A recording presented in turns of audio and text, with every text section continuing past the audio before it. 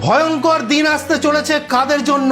পুরী জগন্নাথ মন্দিরের চূড়ার ধর্মচক্র থেকে লাল ধ্বজা নিয়ে উড়ে গেল একটি ঈগল পাখি। তাহলে কি অশনি সংকেত আসছে নাকি সনাতনীদের জন্য শুভ সংকেত আসছে? সমস্ত কিছু ভিডিওর মাধ্যমে বলবো, তাহলে শুনুন। ভবিষ্যমলিকার গ্রন্থের কয়েকটি লাইন ভাইরাল হচ্ছে, সেই লাইনগুলো আবারও আমি বলছি।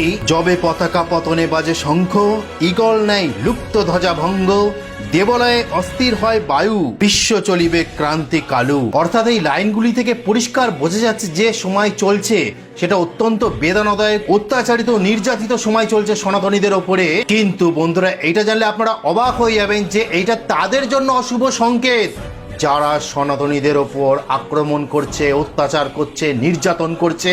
যেভাবে বাংলাদেশের বুকে চিন্ময় প্রভুকে এখনো পর্যন্ত আটকে রাখা হয়েছে, এরা যে হিরণময় গোস্বামী তথা পুরো বাংলা জুড়ে যেভাবে মুর্শিদাবাদ, কলকাতা সমস্ত জায়গায় যারা আক্রমণ করছে তাদের জন্য অশুভ সংকেত যে ভাই তোমরা সাবধান হয়ে যাও, ঈশ্বরকে ভয় করো, অত্যাচারী হয়েও না, কারোর উপর অত্যাচার করো না। আপনারা দেখতে পাচ্ছেন যে একটি ঈগল পাখি সে ধর্মচক্র ধ্বজা নিয়ে ঘুরছে, পরিক্রমা করছে। কিন্তু ঈগল পাখি কোনো অশুভ লক্ষণ নয়, সনাতনীদের জন্য শুভ লক্ষণ। সেটা আমি ভবিষ্যমালিকার কয়েকটা লাইন পড়ে আপনাদেরকে বোঝাবো সম্পূর্ণ শাস্ত্র থেকে, তাহলে শুনুন। এই পংক্তিগুলির ভাবার্থ হলো যে আমলা বেড়া থেকে একটি পাথর পড়বে, তখন একটি বাজ পক্ষী বা শকুন সূর্যপুত্র অরুণের অরুণস্তম্ভ ওপর বসবে। ইহা থেকে অনুমান করতে পারি যে সেই সময় আমলা বেড়া থেকে পাথরটি পড়েছিল, সেই সময় অরুণস্তম্ভের ওপর শকুন পাখিটিও বসেছিল। মালিকার লেখায় এটাও প্রমাণিত হয়েছিল যে আমাদের শাস্ত্রীয় পরম্পরা অনুযায়ী যদি কোনো বাড়ির ছাদে শকুন বসে তাহলে সেই বাড়ির বসবাসকারী মানুষদের ওপরে একটি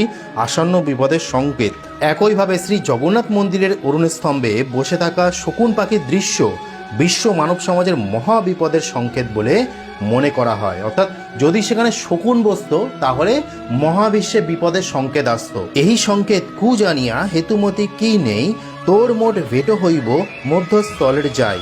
অর্থাৎ উপরিক্ত শ্লোকের অর্থ হলো, গরুর জিজ্ঞাসা করেন, ভগবান আপনি যখন কল্কি রূপে ধরাতে অবতরণ হবেন তখন আমি আপনার সাথে সাক্ষাৎ লাভ করতে পারি, আর কিভাবে আমি আপনার দর্শন লাভ করব এবং আপনার সেবায় নিজেকে উৎসর্গ করব? ভগবান শ্রীকৃষ্ণকে গরুর জিজ্ঞাসা করছে। মহাপ্রভু উত্তরে বললেন, গরুর আমি তোমার সাথে সাক্ষাৎ করব যেখানে ব্রহ্মার শুভ স্তম্ভ আছে, যাকে পৃথিবীর সূর্য স্তম্ভ বলে মনে করা হয়, যাকে বীর্যাক্ষেত্র বা গুপ্ত সম্বল বলা হয়, একে কেন্দ্র বলা হয়।